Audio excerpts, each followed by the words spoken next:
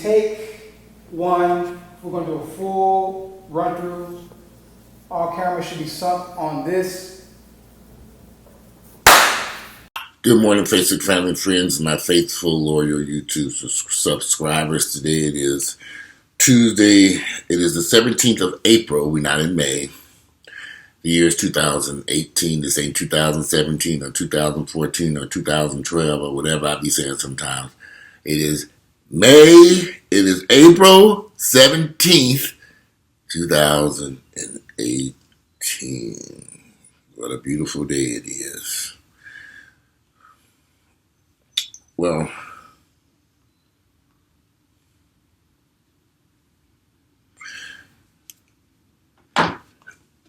this is the coffee I drink. This Folgers. I buy a big old tub of this. I sometimes get this for $7, $8, or $9, depending on what's on sale. Sometimes you get this for as low as $6.99 at Kroger's on sale. This supposedly makes 65. Well, no, how many cups of coffee? This takes 65 more cups. Oh, so this makes up to 305 cups of coffee. 305 motherfucking cups of coffee. 305, y'all, can be made out this container.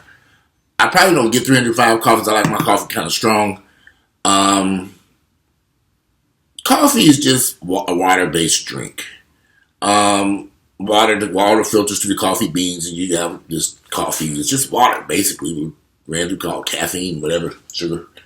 Starbucks is a major corporation that is making billions of dollars off water roasting over some hot beans that have been pulverized.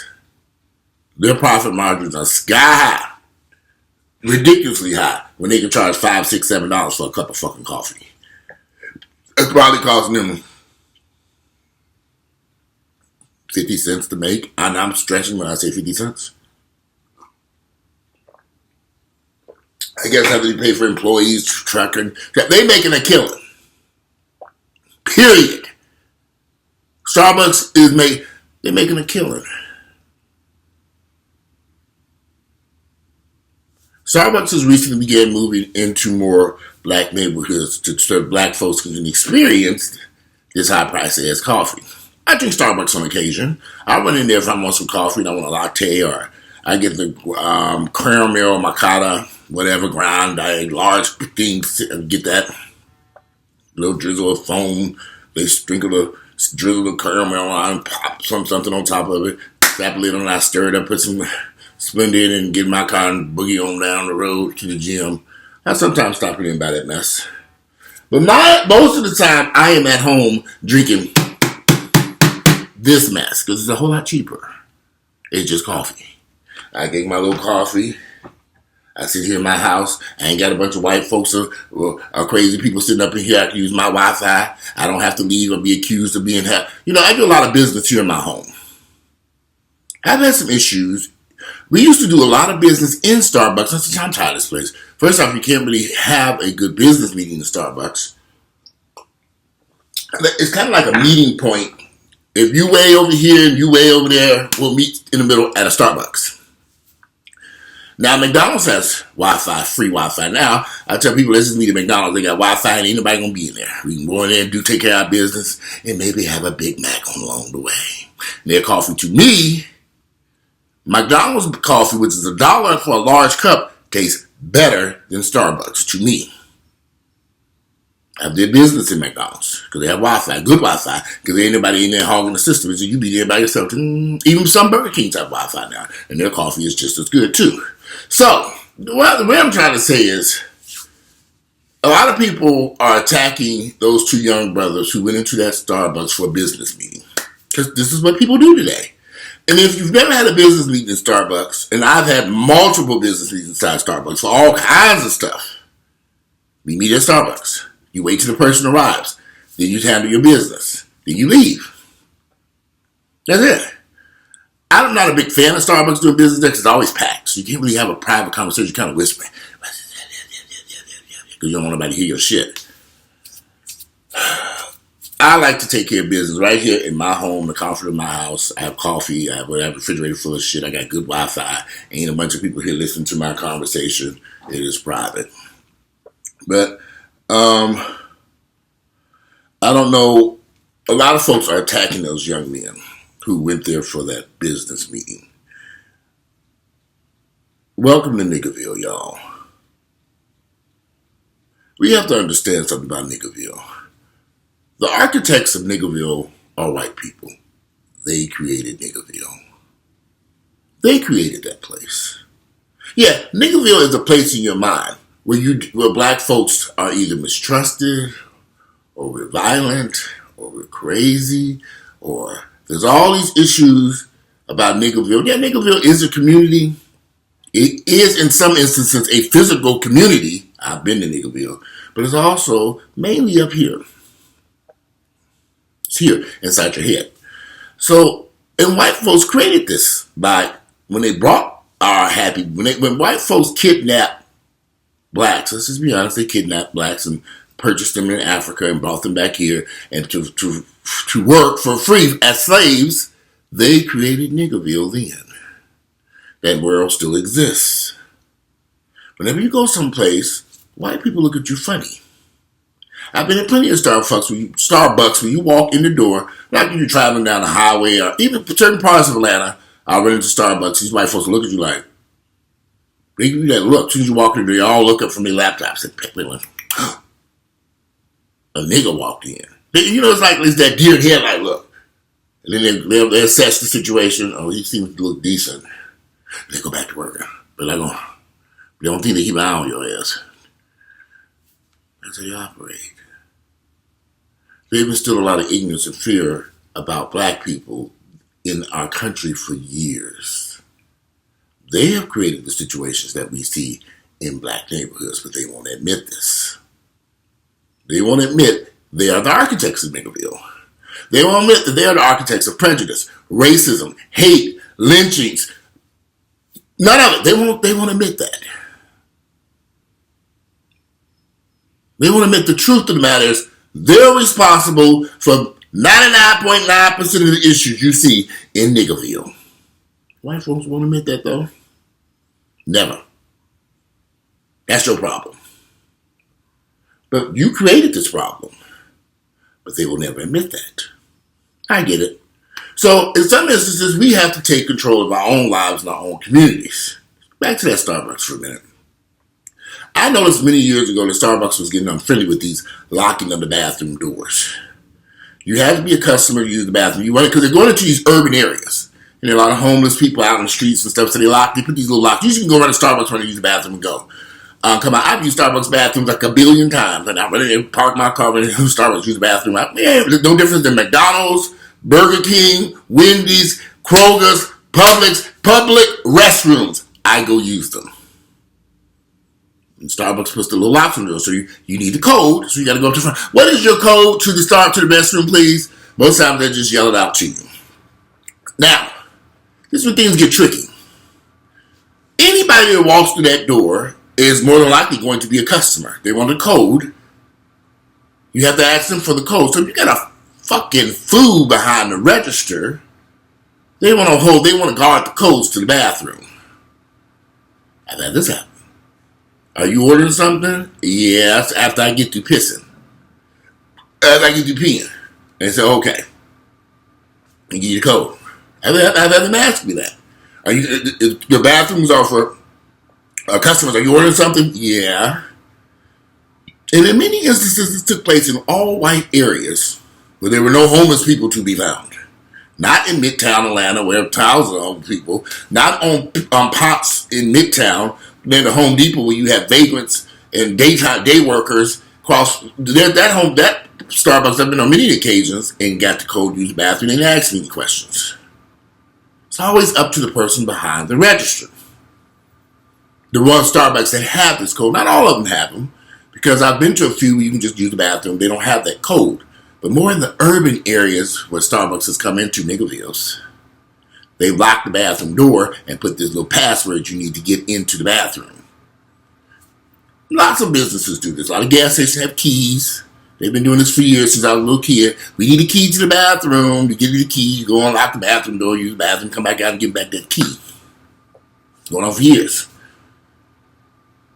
When those men went into that Starbucks and was sitting at that table and they didn't order anything, they hadn't done anything wrong.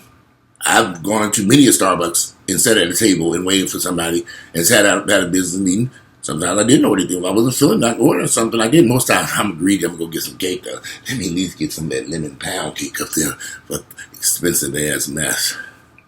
Most of the time. But I don't have to. There are a lot of people come to use Starbucks, use their Wi-Fi and walk right back out the door. White and black. People do it every damn day. But in Niggaville, you're now a criminal. Because you came into Starbucks. White folks have created these issues within our head about us. That we are thieves. We can't be trusted. Mind you, we thieves, but they stole us from Africa. We thieves, we can't be trusted. We can't be trusted, but they slaved our asses for years. And then even after slavery was up, they were still slaving folks by locking their asses up in jail and prison, calling them felons, making them work on the chain gangs all over Louisiana, Mississippi, Alabama, Michigan, Illinois, Ohio. Various states use the prison system to get free labor. We thieves. Black folks are violent. We're violent people. Well, shit. Look who we learned this violence from. Black folks was getting lynched because they were just going to church service. You know how many pictures you all seen of black people getting lynched and they had a suit and tie on, dressed nicely, accused of a crime they never got a day in court for. They were lynched from a tree and killed, or shot, or set afire, or drugged behind a car. Who do y'all think we learned this violent behavior from? White people! But they won't admit this. They won't. 99.9% of the issues you see going on in Black America were created by white folks. They created us these issues. Black women have children without any type of, for centuries in America, black women have had children, and the white folks, you have to understand something about this. Women, we were bred in this country to have children. So for years, black women would have children, and the children, we were like animals. Nothing has changed. Children are brought into this world just like animals in the black community. Bred. These women, when black women were having children in slavery, they didn't have husbands. They weren't married to these men that they were having these children by. At one point in time, after slavery, we did have the family unity seem to be intact and working. But now we're back to the good old slavery days, where a black woman will lay in bed and have men, babies by 5 different men. Same thing they did in slavery. See, we don't discuss this stuff because it's, well, first off, we're being denied a history about it. Them slaves were having, them women were in the slavery days were having children by multiple men, including the slave master. The owner was having sex. They would get pregnant by him. You know, with no birth control back in those days. You do understand that, right?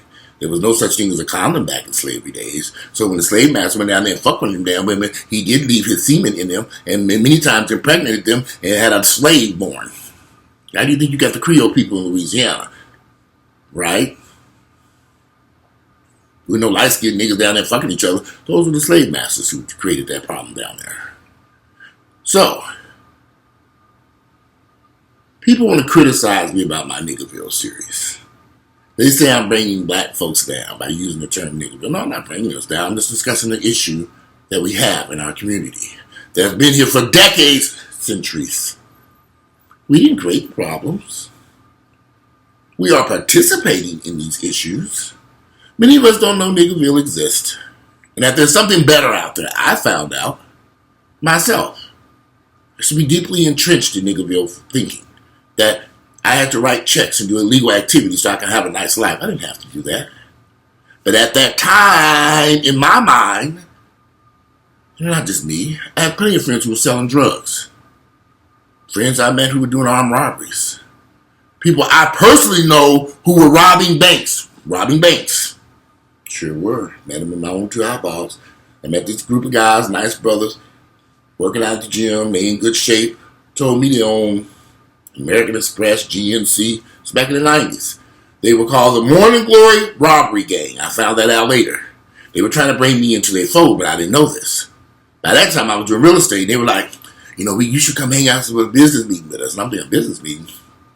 Nice looking brothers, all in good shape. Little did I know, one day, and here's the funny part, I went to one of their house out there in South DeKalb County. He had these big gates around the house. The house was a real nice house. I said, this man is really doing good. I was like, damn, I got to get to know him. Oh my God, I just want to be a part of this. I want to know what he's doing.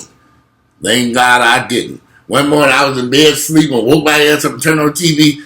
There he was, being arrested. They had robbed the bank out in Gwinnett County, the Morning Glory Robbery Gang. Look them up, right here in Atlanta. They gave them brothers 20 and 30 years in prison. If I'm correct, because this was like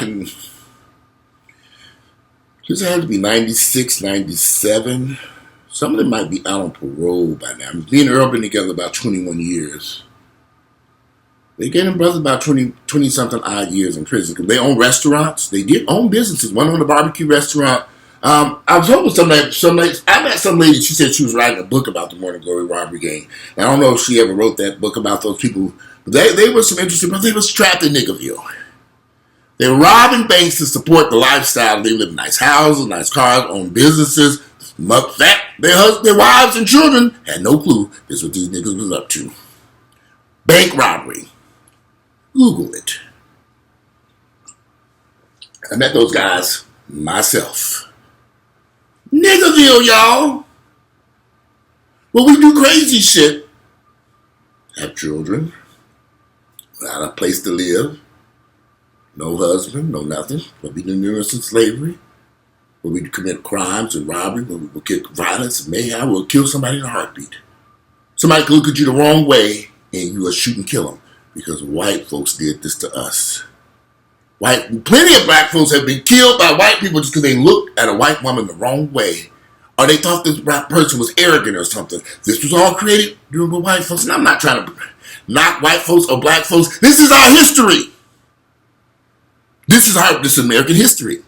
What's so complicated about this? This is how we got here where we are. How do you change something so deeply entrenched in our minds? How do you change white people's thoughts when they're so deeply entrenched how they feel about us? It's been going on for centuries. Centuries right here in the U.S. of A. Are things changing?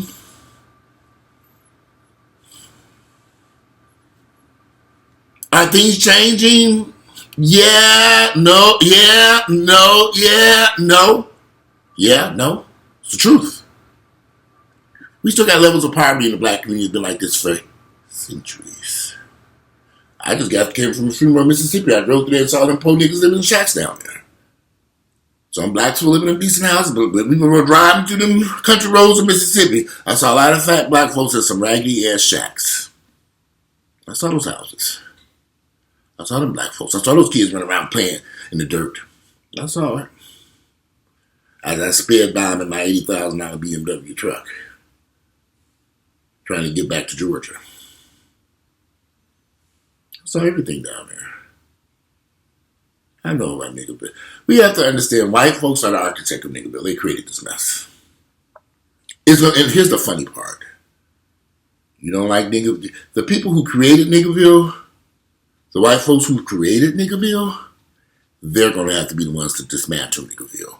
So it's never going to happen. I guarantee you that. Niggaville here to stay. They made it. They're happy with it. They don't see it.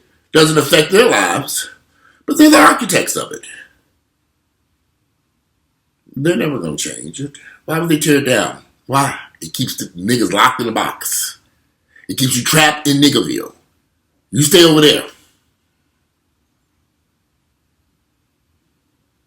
Yeah, Niggaville is a physical place, and it is a mental place. It takes a wise black person to say, I don't have to live my life like this. I don't have to get mad at somebody because they looked at me the wrong way. I don't have to have a baby by a man who's not my husband, who ain't going to take care of this child. I don't have to do crime or illegal activities to buy and take care of my life. You understand? There's a lot of stuff that goes on in Niggaville you don't have to do. Once you realize where you are, oh shit, I'm in Niggaville. Get the fuck out of here. I don't have to live my life like this. I don't have to live my life the way these white folks have designed our lives. They won't take responsibility for it. They won't be held accountable for their actions that created Niggaville. Now, black folks play a part in this too, because many of us have gotten comfortable in Niggaville. And we're not looking for something else. We don't know there's a totally different life outside Niggaland, and you can live your life differently. So many blacks are stuck over there. They don't want to leave. Some people love Niggaville. They love the violence, the craziness, the mayhem, the children, the sex, the fuck. They love it all. The welfare that don't have to work, no nothing, just craziness, the trash, the filth. They love it. Some people love it. I didn't. When I woke up and realized I was stuck in Niggaville, I said, I need to get the hell out of here. I cannot live my life like this. No more. And I left. But I had to make that decision. Because I didn't want to live there no more. Like I said, it's a physical place to a degree, but it's mainly a mental place. That's when I started that construction company. I said, I'm not going to run around doing a life of crime anymore. Can't do this. I want something different. I had to stop certain foolish behaviors. I had to remove myself from Niggaville and get someplace safe. Physically and mentally. But it takes a mature person, a smart person, somebody who wants something different for their lives to understand that. Like I said, we didn't create Niggaville. White folks, white Americans are the architects of Niggaville. They created that place, physically and mentally. But it's up to you to decide whether you want to stay there or not. You control your life. And you don't have to stay in Niggaville. You can move someplace else physically and mainly mentally. Anyway, it is Tuesday, April 17th. I gotta use the bathroom because when you drink Folgers early in the morning, I make your shit, honey. My ass gonna use the bathroom. That's a good thing though. I'll make you use the bathroom, go use it. That's what I'm about to go do. Today is Tuesday, April 17th, the year is 2018. Welcome to Niggaville, y'all. Don't feel bad. You didn't create this place. But you don't have to live there. You don't have to stay there. Get out while you can. I'm out to enjoy your Tuesday.